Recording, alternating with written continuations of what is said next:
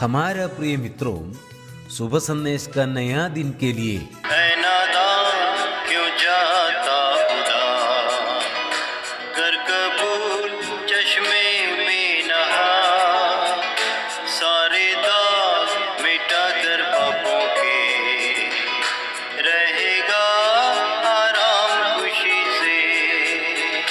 हर एक आँख उसे देखेगी देखेगी, बादलों पर आते हुए। छेदा था जिन्होंने उसे, छाती पीट के सजदा करेंगे। आज का संदेश प्रभु के दास थॉमस जैकब कल्लीशेरी से बांटा जाएगा। प्रार्थना के साथ सुनिए। परमेश्वर के नाम की स्तुति हो। आप सब लोगों को प्रभु यीशु मसीह के नाम में हमारा सलाम। आज के दिन के मनन के लिए हम परमेश्वर के वचन के अर्थात नए नियम के एक महत्वपूर्ण सच्चाई की ओर देखने के लिए चाहते हैं, और वो बात है कि पवित्रता। परमेश्वर के वचन में पवित्रता के संबंध में बहुत सारी बातों को हमको पढ़ने के लिए मिलता है। खासतौर से पवित्रीकरण एक महत्वपूर्ण आत्मिक सच्चाई है। हम परमेश्वर के वचन में जब पवित्रीकरण या पवित्रता ये शब्द के विषय में सीखेंगे, उसको दो प्रकार का अर्थ हम दे सकते हैं। एक है कि बुराई से बचे रहना, और दूसरा है परमेश्वर के लिए अलग होना या समर्पित होना।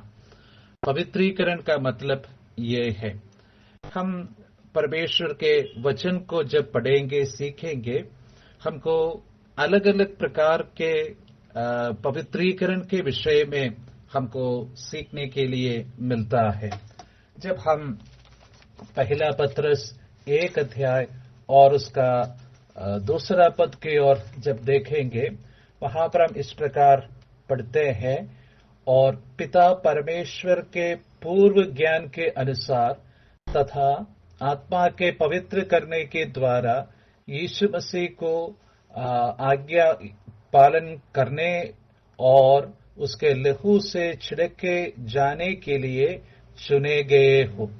यहाँ पर विश्वासियों को जब पत्री लिखता है, प्रेरित पत्रस ये कहता है कि हम विश्वासी लोग चुने गए हैं, और वो परमेश्वर के पूर्व ज्ञान के अनुसार चुने गए हैं। और उसका लक्ष्य क्या है? पवित्र आत्मा के पवित्र करने के द्वारा यीशु मसीह की आज्ञा पालन करने के लिए है। तो यीशु मसीह की आज्ञा पालन करने के लिए हम लोग पहले से चुना गया है, ये है हम यहाँ पर पढ़ते हैं। तो पवित्रीकरण का पहला जो पहलू हम यहाँ पर देखते हैं कि एक व्यक्ति को परमेश्वर अनादि काल से परमेश्वर का होने के लिए चुनना, यह पवित्रीकरण का पहला सच्चाई है। और यही बात हम दूसरा थिस्सलुनीकियों 2 अध्याय और उसके 13 पद में भी पढ़ते हैं। परंतु भाइयों, प्रभु के प्रियो, हमें तुम्हारे लिए सर्वदा परमेश्वर का धन्यवाद करना चाहिए, क्योंकि परमेश्वर ने आरंभ ही से तुम्हें चुन लिया है कि आत्मा के द्वारा पवित्र कर और सत्य पर विश्वास करके उद्धार पाओ, जिसके लिए उसने हमारे सुसमाचार के द्वारा तुम्हें बुलाए कि तुम हमारे प्रभु यीशु मसीह की महिमा को प्राप्त कर सको। तो यहाँ पर भी हम वही सच्चाई पढ़ते हैं कि एक व्यक्ति को सुसमाचार सुनने के लिए, विश्वास करने के लिए, उद्धार पाने के लिए परमेश्वर पहले से चुन लेता है। उसके लिए हम बता सकते हैं कि पूर्वकालीन पवित्रीकरण, हम ऐसा शब्द उसको दे सकते हैं।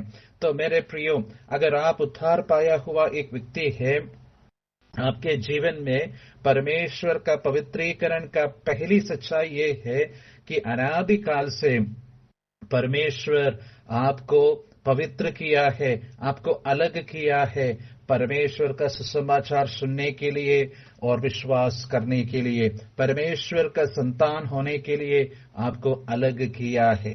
दूसरी सच्चाई है कि उद्धार पाए हुए हरेक व्यक्ति को स्थानीय तौर से परमेश्वर पवित्र किया है। स्थानीय रूप से जो पवित्रीकरण, उसके विषय में हम पढ़ते हैं। पहला कुरिन्थियों 1 अध्याय का 2 पद में कुरिन्थ के विश्वासियों को जब प्रेरित पौलुस संबोधित करता है, उनको संत लोग, पवित्र लोग के रूप में उनको बुलाते हैं। हालांकि उनके जीवन में पवित्रता की कमी थी, तमाम प्रकार की बुराई उनके जीवन में हम देख सकते हैं, तो भी परमेश्वर उनको पवित्र लोग करके बुलाता है।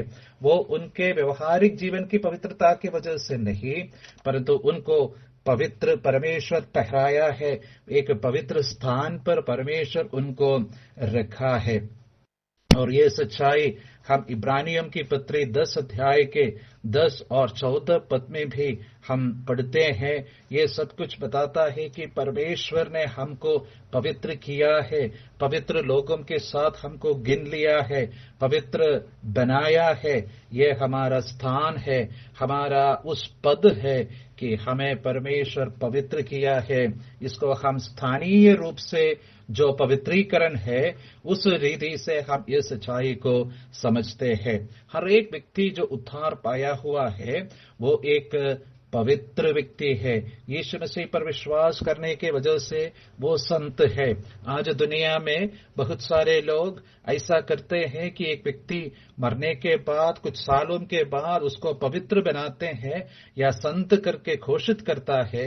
लेकिन परमेश्वर का वचन कहता है कि हर एक व्यक्ति जो उद्धार पाया है, वो संत है। पवित्रीकरण का तीसरी जो पहलू है, वो है व्यवहारिक रूप से जो पवित्रीकरण है। उसके बारे में हम परमेश्वर के वचन में बहुत विस्तार रूप से देखते हैं। परमेश्वर की इच्छा है तो हम उसके विषय में बाद में विचार करेंगे। और चौथा जो पहलू है, वो है संपूर्ण पवित्रीकरण। ये पवित्रीकरण का मतलब है कि एक व्यक्ति जब परमेश्वर की उपस्थिति में पहुंच जाएंगे, परमेश्वर उनका उद्धार का कार्य को पूरा जब करेंगे, उस समय उनको संपूर्ण रूप से पवित्रीकरण होता है। उसके विषय में भी हम परमेश्वर के वचन में सीखते हैं। जब एक व्यक्ति उद्धार पाया, उस समय वो पाप के सजा से मुक्त हो गया है और वर्तमान काल में व्यवहारिक पवित्रीकरण में वो पाप के सामर्थ्य से मुक्ति पा रहे हैं और संपूर्ण पवित्रीकरण में वो पाप के उपस्थिति से वो छुटकारा पाता है। परमेश्वर आपको आशीषित करे।